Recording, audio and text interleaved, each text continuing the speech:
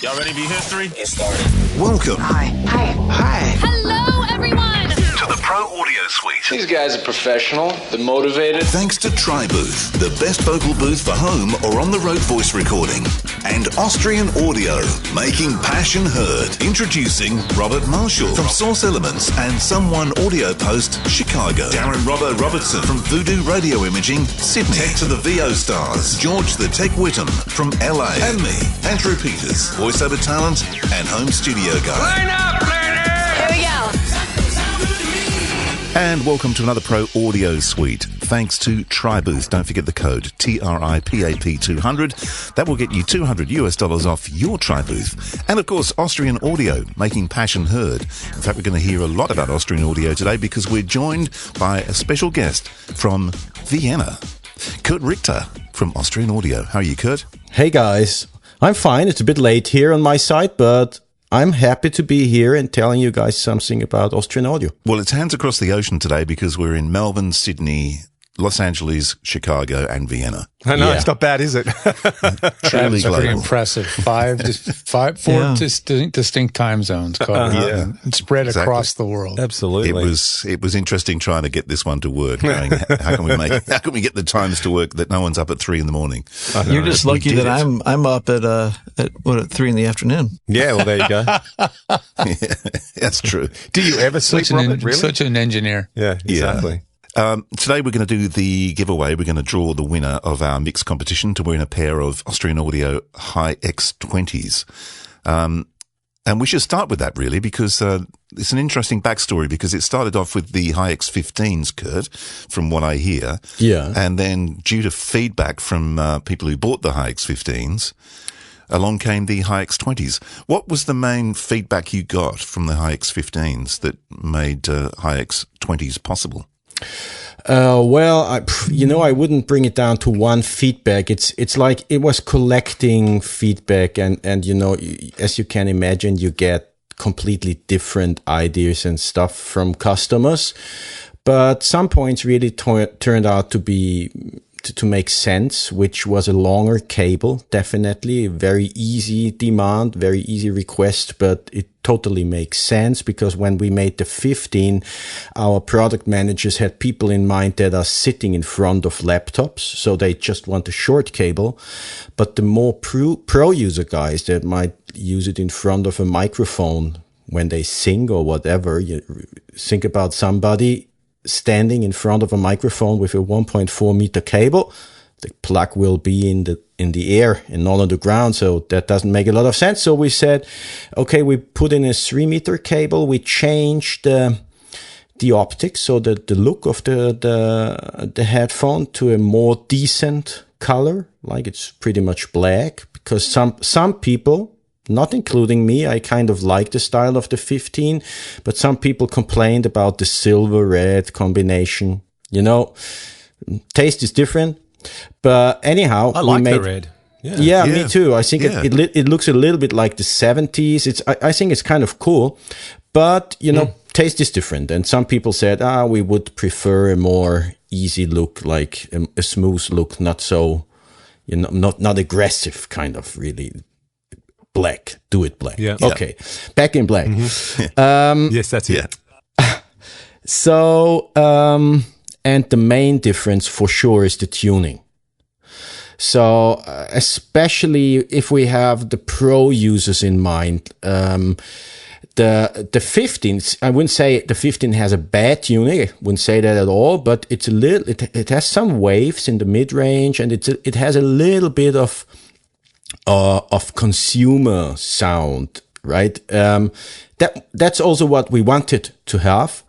But we found out that people that are really more into pro business, they really prefer a flat mid-range, no aggressive treble, so smooth high top end, and which is maybe a little bit going into the other direction, we extended the bass response a little bit.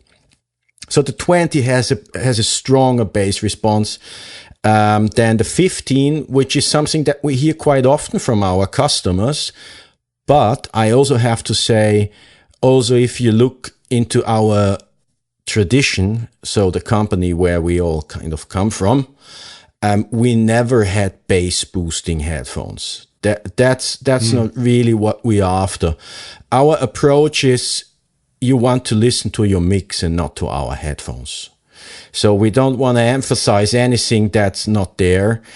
Yeah. So, but still we gave it a little bit more, in the very low end, maybe to make it a little bit more enjoyable. So when you see like these hi-fi community nerds that sit and wax on for hours about headphones and the Harman curve and all this kind of stuff. Yeah. Do you care about any of that stuff at all, or do you completely shut that off and just really focus on your real users, the producers, pro engineers, and that kind of thing?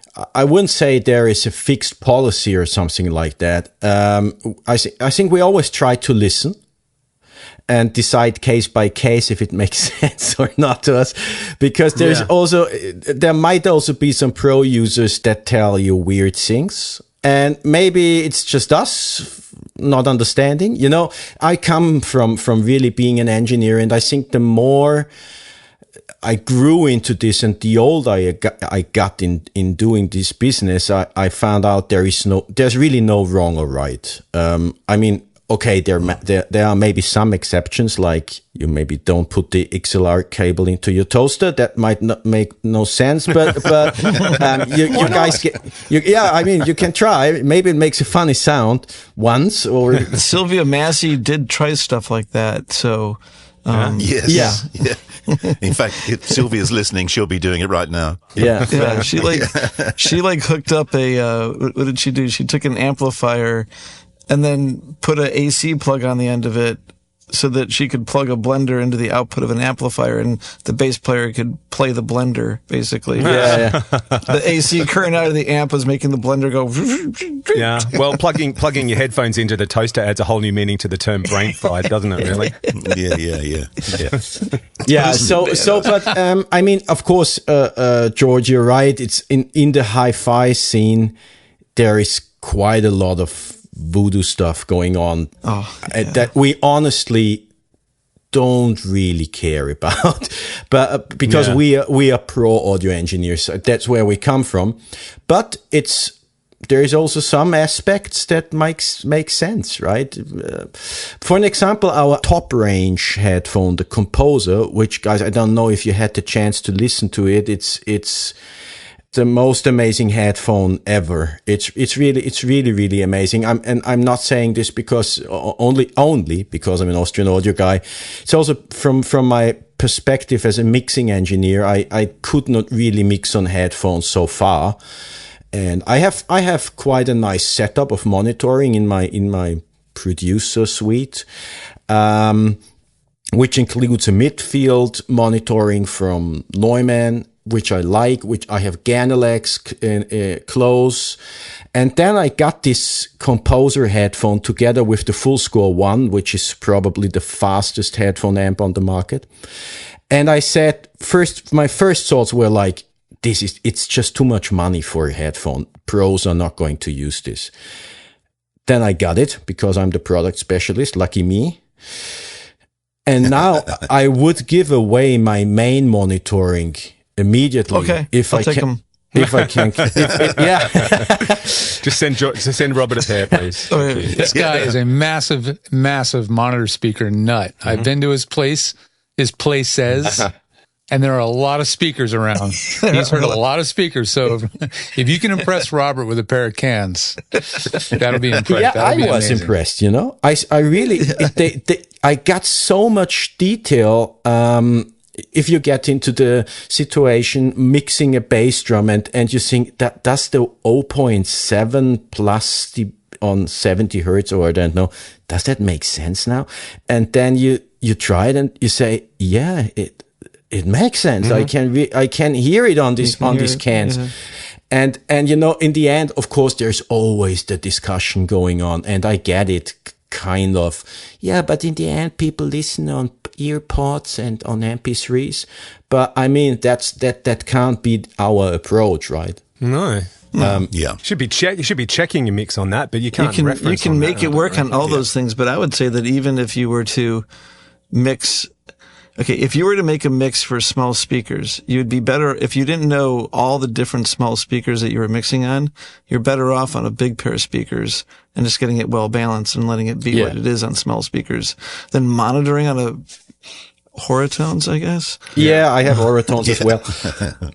I mean, they make kind of sense to me because they only give you mid-range, and let's be honest, most musical decisions, if you do a mix, is a lot of it is in the balance, is balancing everything right, and the mid-range is the most important part on that. So they help you to not be distracted by bass or shiny treble top end. I think that's what they do. But in the end, if you tweak a bass drum, you need a great speaker or a great pair of headphones. And the composer it just blow me away. It's I haven't heard such a headphone before. Yeah. Amazing. It's funny hearing you talk about hating mixing in headphones or avoiding it, because I always did too. I mean, I'm sort of the other end of the spectrum. I'm not mixing music. I'm more post-production and radio imaging and all that sort of stuff. But I always hated mixing in headphones. And you guys kindly sent me a pair of Hi-X 65s. Yeah, the Hi-X 65, I think, is close to the composer in... Well, I put them on the first time, like the first day I got them, put them on to try it, and I hated it. I was like, oh my God, I can't deal with that. And they got put in the cupboard at the back of my room for a good 3 or 4 months. And then finally one day... And what is it that you didn't like about them? I couldn't deal with mixing in headphones. It wasn't necessarily the headphones themselves. It was just that whole, oh my God, it's in my head sort of, feeling when you was trying to mix. And they sat at the back of the room. And then for some reason, I can't remember why, but I dragged them out again. And all of a sudden, I fell in love with them, and they're now a day-to-day thing to me. So much to the point that I had to go up to my parents' place at the beginning of this year because my dad was sick and I was looking after my mum, and I put my headphones on the front seat of my car as I was coming home, and someone stole them while I was in the house. Coming out, and I was lost. I was lost for weeks. I mean, Kurt generously sent me a new pair, but my God, I was like, how am I going to do this now? I was like, I love them now. I can't live without them anymore. Yeah. Yeah. Actually, the 65 was for me, I wouldn't say I was lying, because it wasn't the composer that really got me on mixing and working really on headphones. It was the 65. Because I remember the day when we released, or we've been close to release, the OD5 and the OC7, so our instrument mics. And we booked a studio in Vienna that we usually use to do our marketing stuff, to test our products, to do shootouts and so on. And we invited a pretty cool funk band from Vienna. They are called Hot Pants Road Club. And we did the first, like the great name. Won't forget that name in a while. Yeah, that's right. Somebody understands something about branding, apparently. Yeah, totally. Yeah. So we did the first recording ever where we only used Austrian audio mics. Because now we've been able to really do close miking on the toms, and we had the OD5. What'd you use on the kick? What was your the what was your OC7? kick mic Actually, the OC7 works on the kick. It's not made for the kick, but it works, especially together with a mic in front of the resonance skin. The OC7, as it's a small condenser, it's really fast and kicky. And you have to use a different kind of EQing, but you can get out quite great results, especially if you do the stuff that many people do anyhow, combining with a second microphone that is outside the bass drum, right? So, and then I was so excited about this recording session, and my private studio is on the countryside. So, I have to drive there, and so I couldn't do it on the same day or even the day after because I was in the office working. So I mixed this recording where I sit now with you guys in my office in Vienna. And of course I only could do it on headphones. And it was the first time I went into my studio.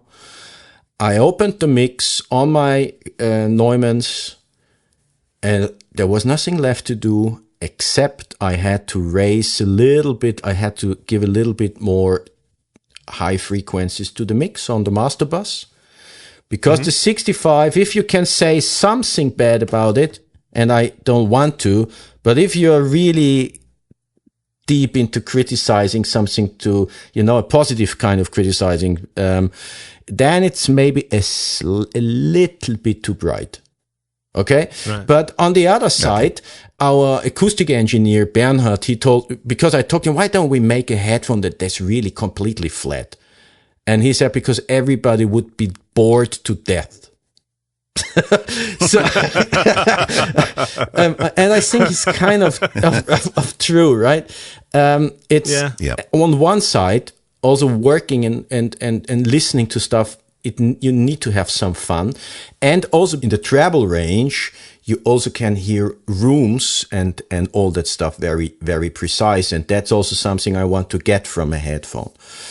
So, talking Harman curve, somebody said that before, right? You mentioned something. You mentioned the word detail. Yeah, that's a word used in describing monitors all the time, right? Yeah. What is it about headphones that have, I guess, traditionally to be considered less detailed than studio monitors? Because coming from my perspective, as someone who unfortunately does not have a well-tuned control room and a soundproof environment for monitoring, can't really trust my monitors, speakers to give me that, so I do lean heavily on headphones, and I have for a very long time.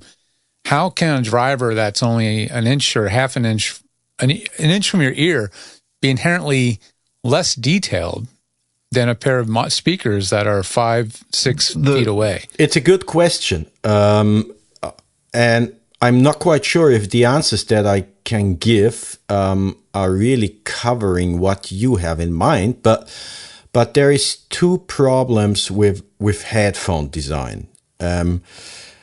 One was, because that is really, in the past, our drivers, they play down to 5 hertz with really, really low distortion. Okay? The problem with some headphones out there that are incredibly established in the market, I'm not going to bash any other competitor here, but we know there are some, like in every perspective, this mic is super established, this headphone is super established, this audio interface is super established. Sometimes for a good reason, sometimes more for a marketing reason, or for whichever reason. Anyhow, the problem with the old design is that they couldn't play down that low, especially without creating a high amount of distortion in the signal. So what they all did is they overemphasized the frequencies above this very low area, so 60 to 100 hertz, to cover a little bit the lack of being able to really play back low. We don't have to do that because our driver, the THD, is amazing. We compared it to some of the competitors that are in the same price range, and we had a third, not 30% less, we had a third of distortion at the same level, at the same volume level, like loudness. So that is really amazing, and it's a big change in technology because of new materials that get lighter, that allow more excursion. That's a pretty big point on our drivers. That's why the headphones are called high X. It stands for high excursion. So the diameter, makes sense. Okay. The diameter of the driver is 44 millimeter. There are larger ones, but it's a pretty standard size, maybe even a little bit on the smaller one.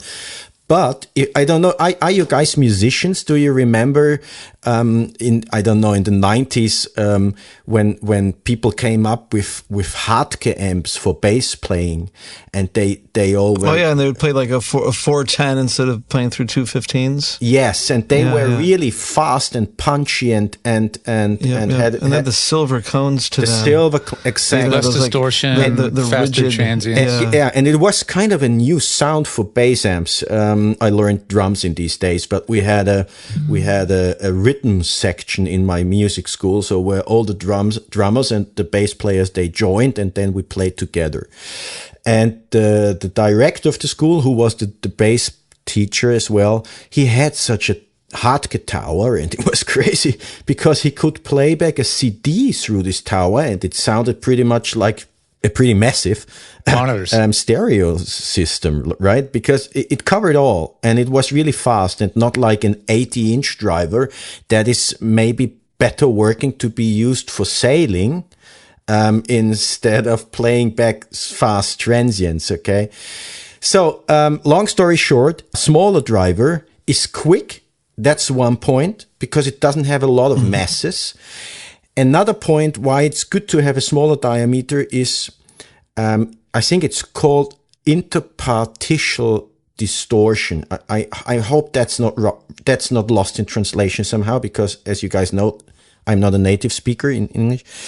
But that is that the membrane itself, it only should move to the front and back, and in no other direction at all. So you don't want any wobbling on the surface of the membrane. I don't know.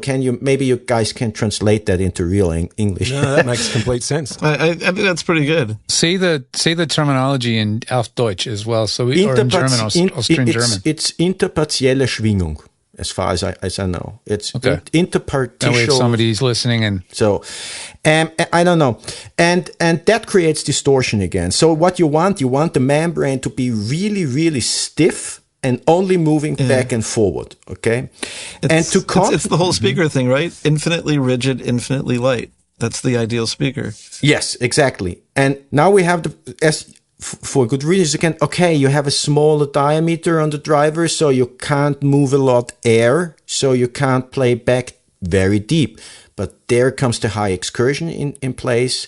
So there's really new materials on the German word is Sicke. Is it called surrounding of the membrane? The foam surround. Yeah, the foam surround. Yep. That allows the membrane to swing deeper and wider. And so this is absolutely a trend, even consumer. Even in consumer. Yeah. The trend of Bluetooth speakers that are like only 2 inches tall. Yeah, right? Crazy. About the size of, everybody knows what a little Bose tabletop speaker looks like, right? The frequency response of these tiny Bluetooth speakers extends down deeper than you ever would have imagined is possible 10, 20 years ago, right? So that technology has trickled even into consumer Bluetooth speakers. The hard thing about it, though, is that as you send the driver farther out, now you have to pull that driver back across the magnet, and it's a big magnet. And that is not signal that is true to the signal. That's a new signal that's being forced back against the signal coming in. And there's a name for it. And I think it also has to do with dampening, right? Yeah. And how the damping. Yeah. And so you do get other issues with the super high excursion. There's other things you have to battle, like dampening. Am I correct? For sure, like always in life. Yeah. It's never. But, because of that, we have a really strong magnet. And we have it's a very important point, and probably that's related to this problem, that we have a ring magnet. So the center of the driver is totally open. That means we have absolute perfect control about the airflow in the center of the speaker. And depending on the material that we have in this center hole, we can control the speed of the membrane in both ways. And that controls the damping. Then. Yeah, that's the damping. It is the damping. Less resistance on the way back. Yes. Mm-hmm. Yep. And so you lose a little bit of surface pushing area because it's transparent. So you're not moving those molecules out, but now you have like a release of the resistance to move back into position. And that's in common from the entry level all the way to the high level? Pretty much. The Composer has a new driver now that is also a little bit wider. It's 48 millimeters. So it's a bit of a new design, and it has some Bedampfung. So there's something on the membrane, very, very thin, that makes the membrane even more stiff. So, but a lamination. It's some Scotch kind of a guard. lamination. Yeah. Scotch guard. Scotch guard. Shh. There you go. Done. It makes all your speakers sound better. Do not listen to this man. Yeah, so but all other headphones have pretty much the same driver, just this damping material is slightly different depending on the model, and it's part of the tuning of the headphone. Are any of the headphones like they're all just single driver, like no crossover, which I'm sure helps, I think. But as the drivers get bigger, like on the Composer, do you find that there's a high frequency, or is the rigidity enough that the high frequency response is not affected and you don't need a crossover or a driver for that? Honestly, I can only judge this by listening to the headphone. And I love everything on the frequency response. And the Composer also, we had that just before. Somebody said something about Harman curve. I don't know if it really makes sense in overall, but the trebles to boost them a little bit kind of makes sense if you don't overdo it. In the bass, we are not following Harman Kardon curve. We're really flat. So what you have on the mix is what you hear. And if you listen to crazy EDM music, you'll hear heavy low end, super clean, heavy low end. So that's really tricky to get. And you can hear it immediately, perfect on our cans, on our headphones. So I'm sold, man. I'm a total bass head, so. Yeah. Well, I see, I don't understand that with the, consumer headphones, that hype at the bottom end, especially given today's music, which is so bottom end heavy anyway. I just find it really overpowering. You know? It's crazy. Well, there's definitely too much bass in some headphones. I mean, there's one that rhymes with, I won't even say it, but you guys know who they are. Yeah. Yeah, I also don't get it. For me, it's too much, and it's definitely not usable as a reference if you work on stuff, because it's just doubling up. Yeah, you need. I wouldn't say you need a super flat response, but it shouldn't go too far out of being flat. Yeah, you need something that is the first thing, and then it can't be like. Agreed, like too far out of bounds, but it has to be exciting and maybe even kind of cover your genre differences, like yeah. Are they? Well, it's interesting, as someone who's a voiceover guy like myself. When I got a pair of the HyX 55s, the first time I put them on, I took them off. It was like, these are terrible. These are awful. Yeah. And then I went back and listened to them again. And then I realized what I didn't like about them. Yeah. Is they were so honest. They were telling me everything. All the things I didn't want to hear that I'd never heard before. I was hearing it. They're basically saying to yourself, just shoot yourself, Andrew. Everything you're hearing is awful. But that was the same response because George and I and another guy, Paul Strickfurter, did a video, one of George's videos, and we talked about the HyX 55s. And Paul had exactly the same response when he first put on the 55s. Yeah. And then after he got used to them, that was it. He swore by them because it was kind of like a way of doing a forensic edit if you were just going through stuff. I think the 55 is probably the best headphone for doing audio restoration because it really doesn't cover anything. Honestly, I had exactly the same feeling about the headphone, but for me, it never really went away. But that's also because I am a mixing engineer. If you're tracking, the 55 is great because even if you stand in the loud rehearsing or recording room, it cuts through. It's going to give you the information that you need. Especially voiceover artists, many of them in the end said the 55 is great for me because it's like you said, in the beginning it's kind of annoying, but then it gives you some extra information that can also be helpful, right? I gave mine to Scott Rummel, who's a really well-known voice actor here in the States, and I was just at his studio, and he's got the venerable pair of Sonys there, that have a lot of miles on them and look pretty war-torn, and then he has the 55s. And I asked him which ones are using more nowadays, and he said I mostly use the 55s. Yeah. Wow, cool. But That is really what he has grown to love. It's also the 60. It's a little bit what we have on the High X20 now, reacting to what we got back from customers and people about the 15. The same thing happened kind of with the High X60. The High X60 is a reaction to the 55, of course, and the 60 is really much more, I have to say, balanced. There is no other word, I'm afraid. It's more flat, it's more linear, and it's more usable to really take choices and decisions on the sound, right?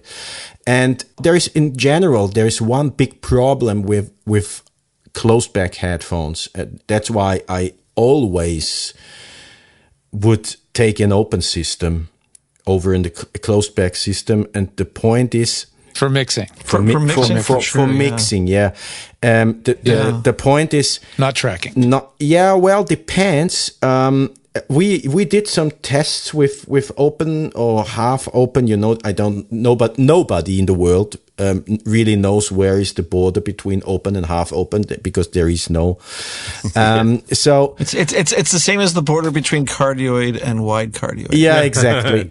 So those are semi-open. Sometimes for some, if in the end, it all depends. Are you tracking to a playback that is not going to be changed anymore? And is it a good vocalist, a good singer, where you won't have to edit timing and pitch? Then it's fine to use an open headphone for singing if it gives the artist a better feeling. That's the case many times. You see many singers taking away one ear cup because they just feel better if they hear something of their original voice in the room. So an open back headphone is maybe a good solution for them. But of course, how about this solution where they have now many speakers that have the noise cancellation, but they also have literally the microphone. So you hear the room and you hear the headphones, but the headphones are closed and the headphones are not projecting into the room, but you get a little microphone. It's not through the audio system. It's not the microphone. You're just hearing like right there. And it's kind of interesting. Some of the, they bring it back. I remember we discussed stuff like that already in the company because of resources, and we have so many different things to do. It kind of it was sinking again into that'd be the $6,000 headphones, by the way. Well, I mean, no. This is the thing that you see on the consumer headphones, like the Bluetooth consumers that have the airplane noise canceling. They also have the opposite, which is I've got these closed air headphones and they cut stuff out. Let me walk down the street in safety. Yes, microphones. So what I want the brain of the OC818 in my headphones. We already discussed a headphone with probably DSP on board that could do crazy things like what Robert just said with mics on it. So you could also, if you play flute in your room exercising, it could give you the image of a great church playing in and stuff like that.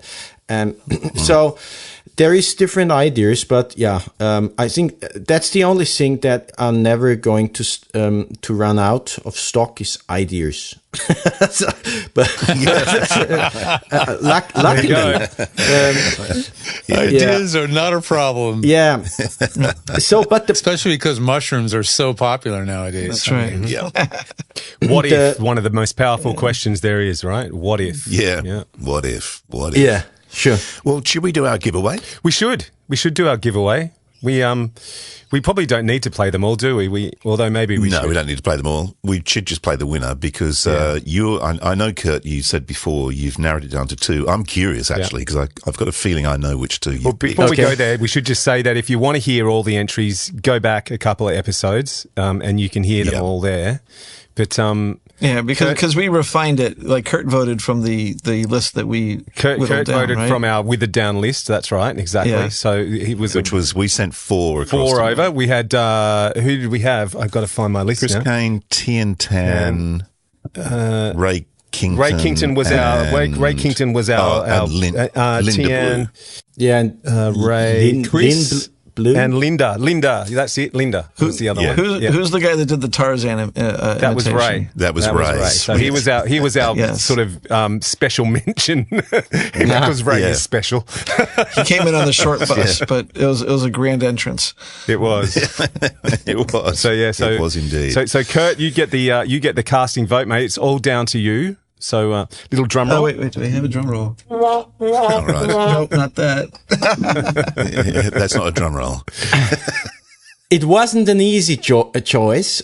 You willed it down to 2, did you? Yeah. Yeah, and in the end, the one that I finally have chosen to be the winner is really just based on emotions. But it's funny because I think one of them sticks out in terms of emotion, and that is because I tried to get my head around. So why is this? Because they are in the end they are pretty similar, right? But why is this one making me curious about this BBC thing? And I think it's first of all, he or she, I don't know, to be honest, used a small room on the vocals, which is maybe not very common because sometimes you want it dry and fat and that stuff. And I think the blending, the timing. I'm a drummer, I told you, and this mix had the best timing. So when the blending between the sounds, the music, and the vocals, and how fast it happened, that was what made me decide it's Tian Tan. Tian Tan. Experience a new destination for adventure, nature, science, and culture.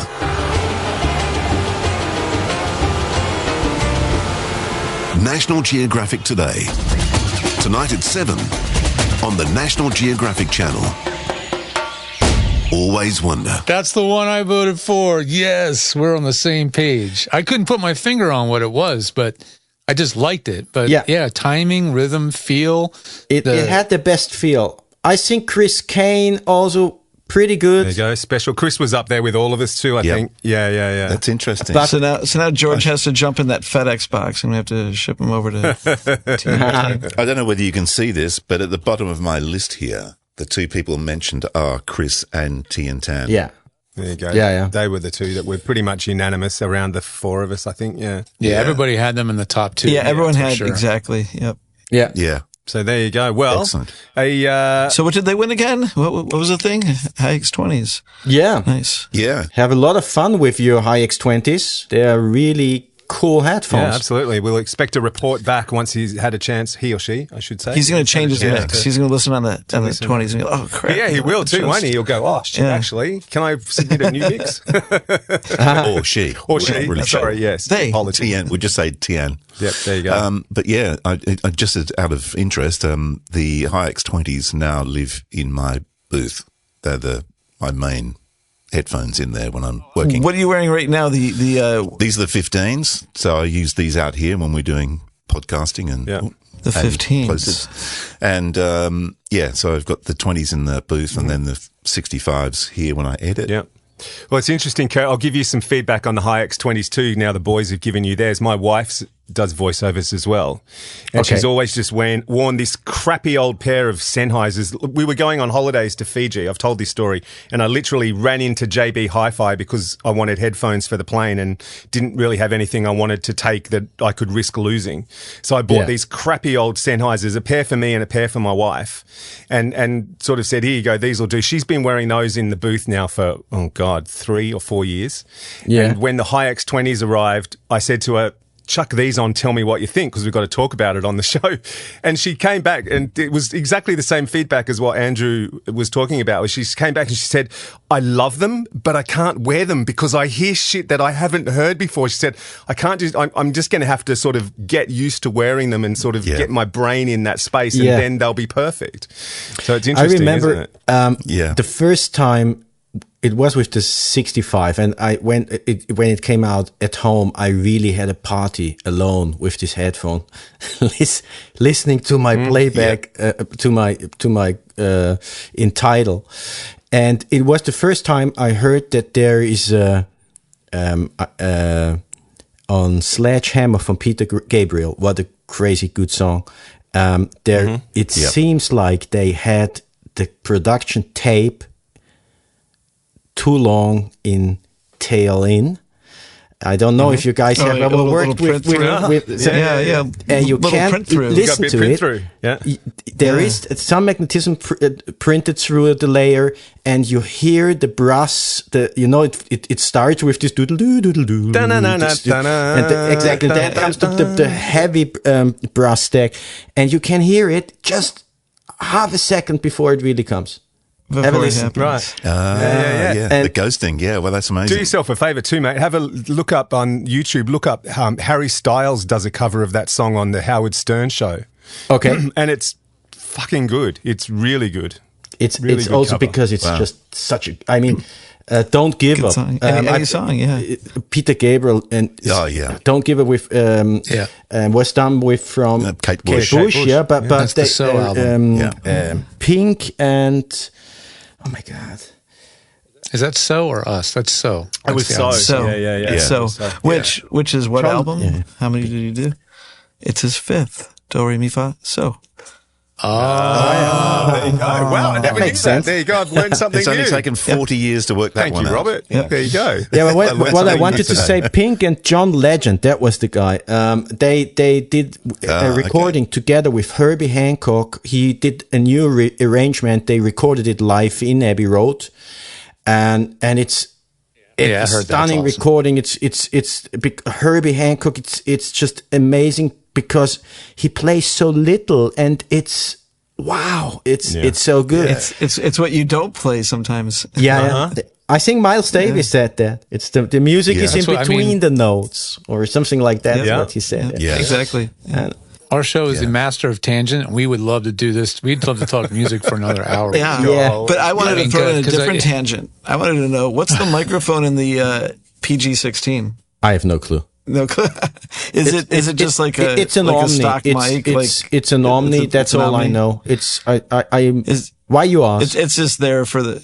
I'm just curious about it actually because I was looking at that like It's not. puts It's the mic right in the right. It's like a gamer's thing, obviously. Yeah. you know the problem with the PG. I think it's quite good sounding for a headset, especially if you look to some of the competitors. There's really a lot of crap out there, but the problem is being an Omni, it picks up a lot of the room.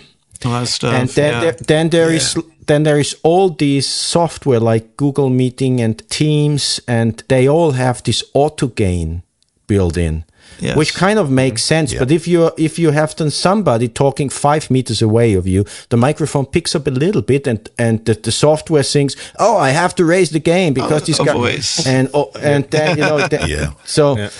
But I was looking at it and I was trying to imagine the mic creator mic on the end of that boom. yeah, Oh, the mic creator. but it's not. Yeah. It's not. It's the my creator is it's also. I mean, it's stunning. Yeah. Yeah. It might make a pretty good sounding like boom mic for like someone who just wants very consistent placement. Is the PG-16 the same essentially the same as the 15s with a boom? Yeah. Looks I'd like love it. to get those because I sit at my laptop all day long doing production, editing, listening, not production, but listening to people's audio and evaluating, and then doing little videos and then doing a Zoom call, switching back and forth constantly. And I'd love to replace my tired old other company headphones. Yeah, it's with those. one great benefit I think of the PG-16 that you actually can really hear nice music because it's just a normal headphone with a boom and not just any kind of cheap with a Logic. $60 mic on it. Yeah, and it doesn't matter that much for communication. It's not about fidelity as much. Yeah. But Oh, can I ask you one last thing? And I don't mean to open a rat hole on this. I really don't. But But you're going to. because there is so much weight in the audiophile world put into what the amplifier is. Mm-hmm. that you're plugging your headphone into. Headphone. How much weight do you put on that decision when you're plugging in, let's say, $100 pair of headphones versus a $1,000 pair of headphones? I mean, people get so up in arms when you plug a $1,000 mic into a Scarlett 2i2. Does it matter that much at the end of the day? I'm mixing since 25 years. I learned that some people hear stuff that I can't hear.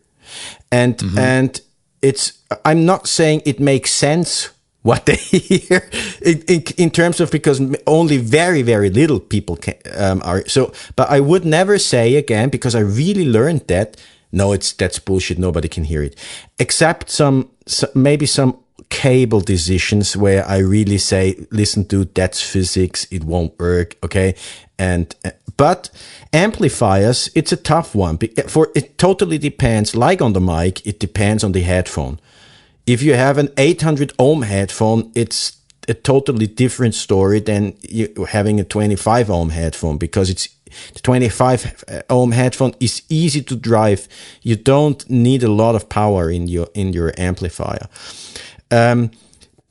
Having the Composer on the Full Score 1, for an example, which is the great amplifier that we make for the Composer, but also for other headphones, it makes a difference even to my lovely headphone amplifiers that are built into my Apogees.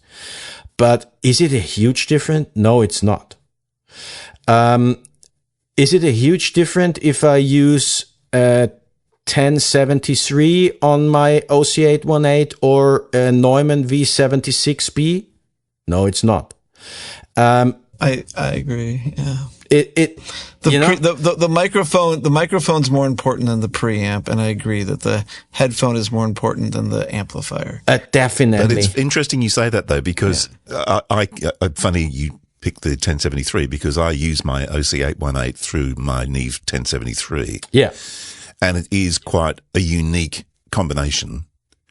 It's like nothing else sounds like that. Yeah, that's a big point. I think it's really the combination, but you can't say the 1073 is the otherwise there wouldn't be so many different models.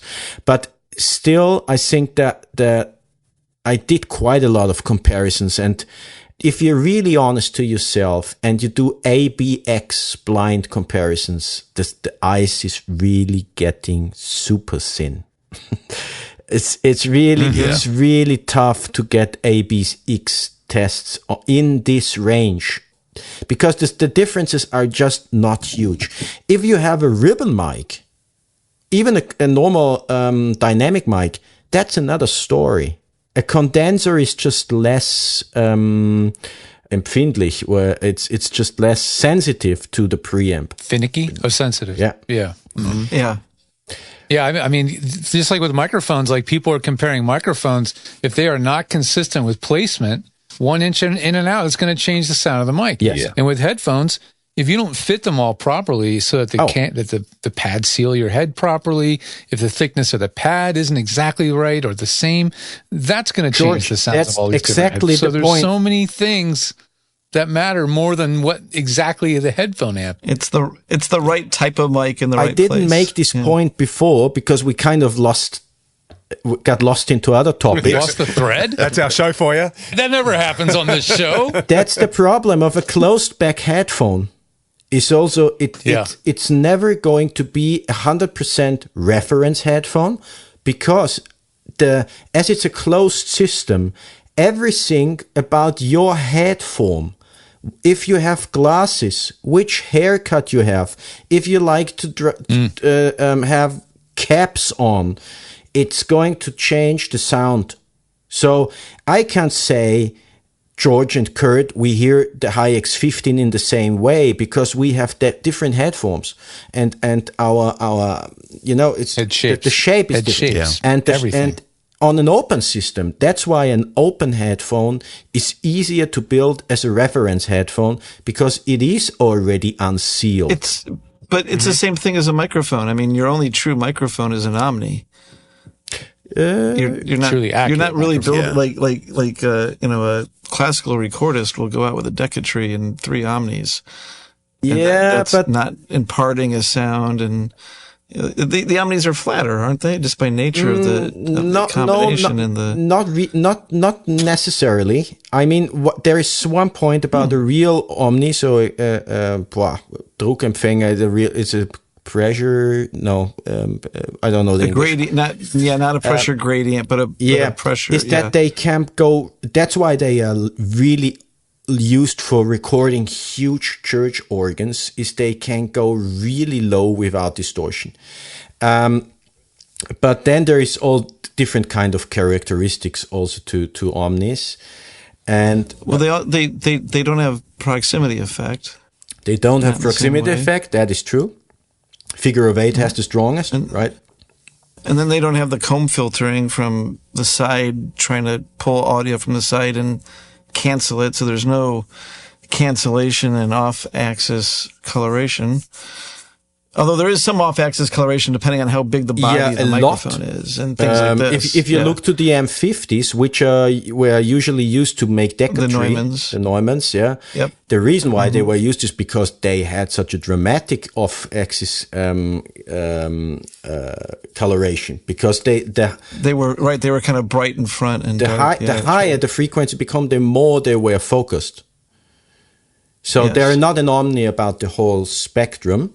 By the way, also there is no cardioid is a cardioid about the whole spectrum. If you look up our tech spec sheets on our website, we are honest with all that stuff.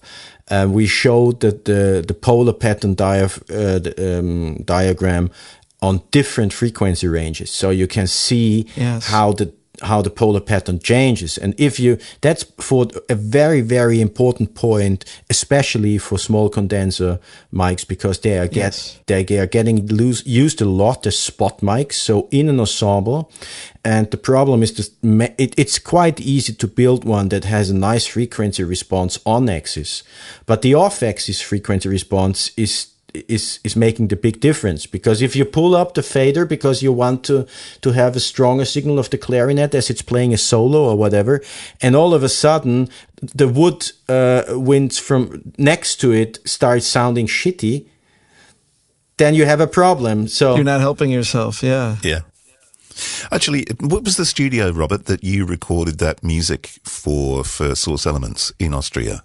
Vienna Synchron Stage. Vienna Synchron Stage, yeah. It's a huge studio. Oh my God. Yeah.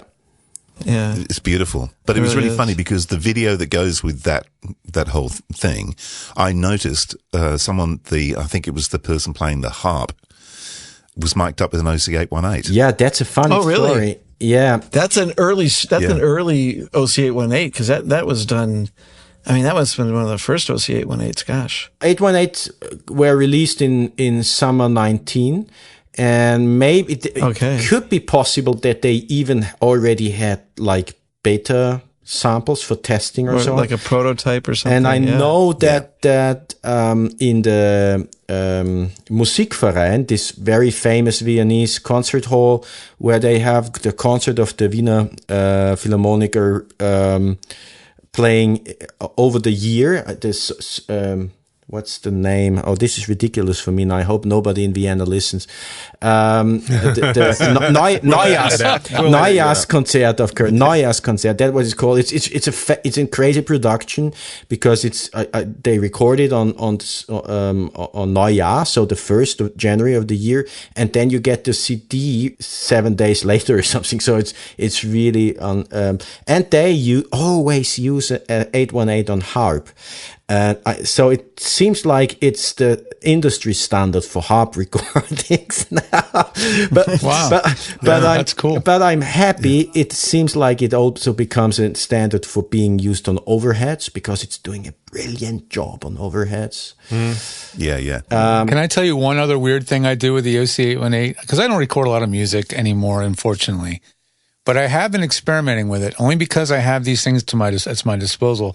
I've been running my OC818 into my Universal Apollo Twin through what plugin? Can you guess which plugin? I know what you're doing, because I'm doing the same thing. A Unison plugin, you mean? Through the I'm using the Sphere mic model. The mic model. It works great with that. Even though it's not the Townsend microphone, you can still get all kinds of different colors and polar patterns out of it. It's great. We are not big fans of that, of the idea in general. But good way to piss off the client, mate. Thanks, George. But if you change it just to say, give me different colors. What, you're not big fans of us running your mic through a competitor's plugin? No. You got me completely wrong. No. We are I think it's cool. I have a friend of mine. He's a producer here in Vienna, and he's pretty successful. And he does the same thing. He had the original mic, and he said, hey, dude, I'm not only using the OC818 anymore to do because the basic signal is such more solid, but I still have these choices. Okay. But what I meant is, and by the way, it doesn't make any sense because nobody knows. I mean, nobody, maybe not, but we know it maybe best. For an example, what a C12 should sound like, because I'll give you a different word for it. Is it BS? It's like every C12 sounds different. Yes, exactly. Over the years, there's so much variable. Yeah, exactly. So it's marketing. It's funny because when I first met Martin, when Martin came over to Melbourne. Years ago. In fact, it was when COVID first kicked off, I think. He was over here and we were talking about the OC818 because he was over demonstrating it to Group Technologies who distribute here in Australia. Yeah. And we were talking about the development of this CKR12 capsule. Yes. And he was saying about all the C12s that they gathered from all over the world. Yeah. And the funniest one he said was Quincy Jones, the late Quincy Jones. Yeah. That his C12, which he loved, was actually broken. Yeah. There's a studio here in Chicago that had a C12 and the thing was noisy and engineers would talk about it, but at the same time, every time you told the customer like, oh, I'm on a C12, like they didn't hear any of the noise, they didn't hear any of the BS, and they're just like, oh, I'm on a C12. Yeah. You'd have to like put up a second mic, just be like, we're going to do another one just in case. And it's like Dumbo's feather. But isn't that the beauty of audio, though? I mean, Quincy obviously heard something in that mic that he just loved. To get the story on the point is that I think it was just the backside of the capsule that was broken. So he could only use it in cardioid all the time. So it was not like it sounded completely rubbish. Yeah.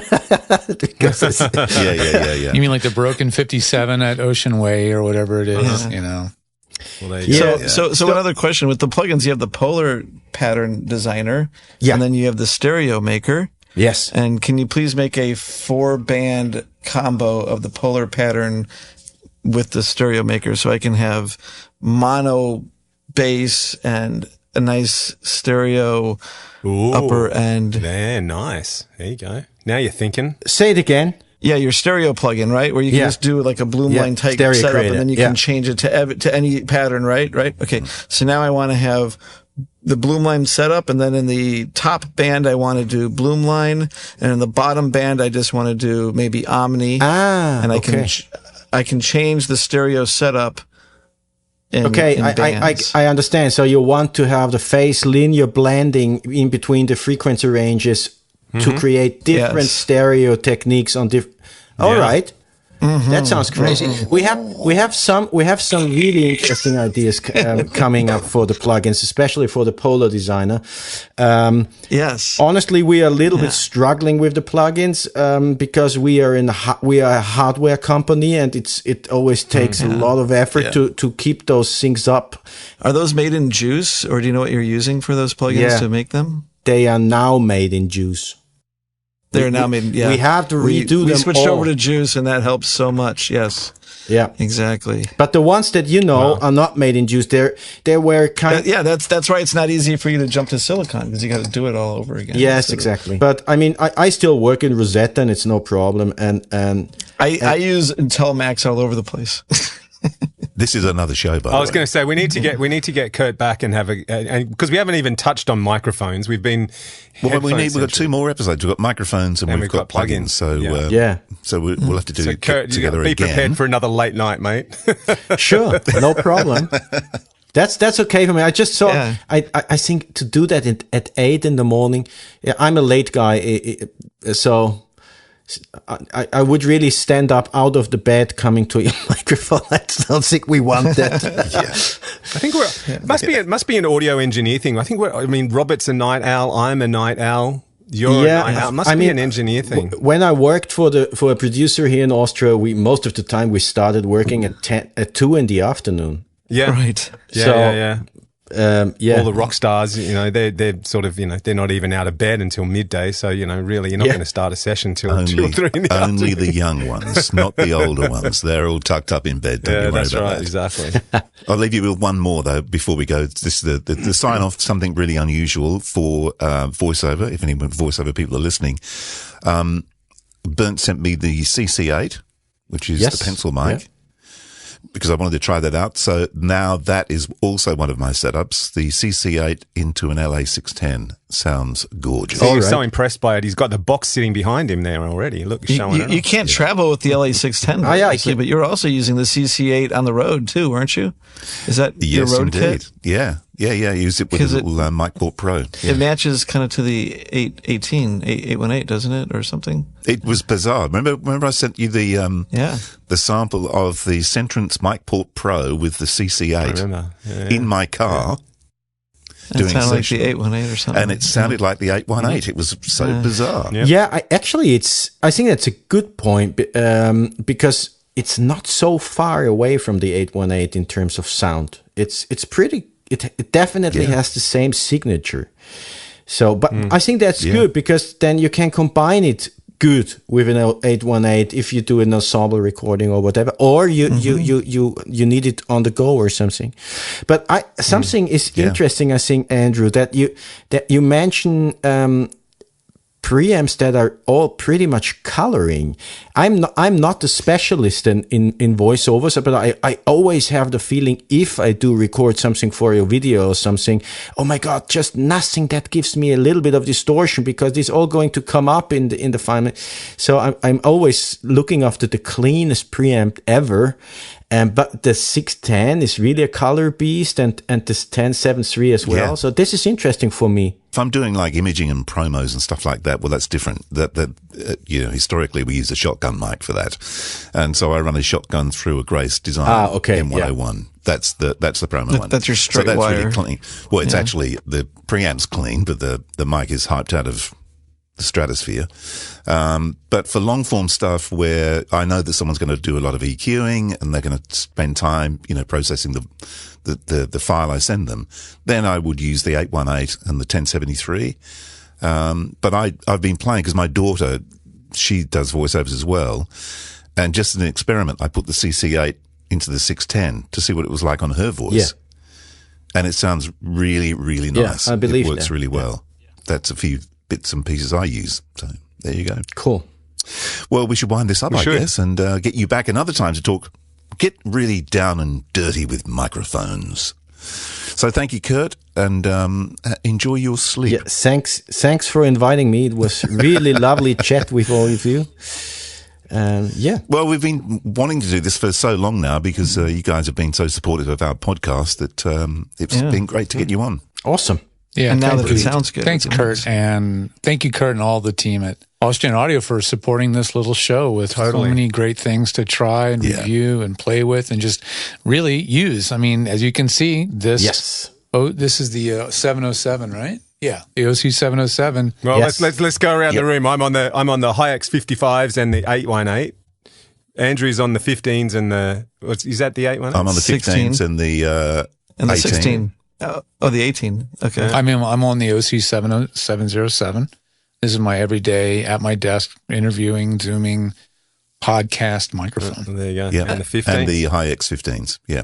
I mean, no one can see this, but my Hi-X 15s, the color match is perfect. That is true. You've got the right code. Yeah, that's right. Yeah, you're right. Totally. Right. That's you, Andrew. Well, I've got to be color coordinated. Yeah. Does it match? Okay, I like those. Yeah. So I'll round it out. I'm on the OD5, but I hate to say I don't have any Hi-X. Yeah, there you That's go. right. Yes. You are not a Jedi yet. That's it. Well, that was fun. Is it over? The Pro Audio Suite, with thanks to TriBooth and Austrian Audio. Recorded using Source Connect. Edited by Andrew Peters and mixed by Voodoo Radio Imaging with tech support from George the Tech Whittam. Don't forget to subscribe to the show and join in the conversation on our Facebook group. To leave a comment, suggest a topic, or just say g'day, drop us a note at our website, theproaudiosuite.com.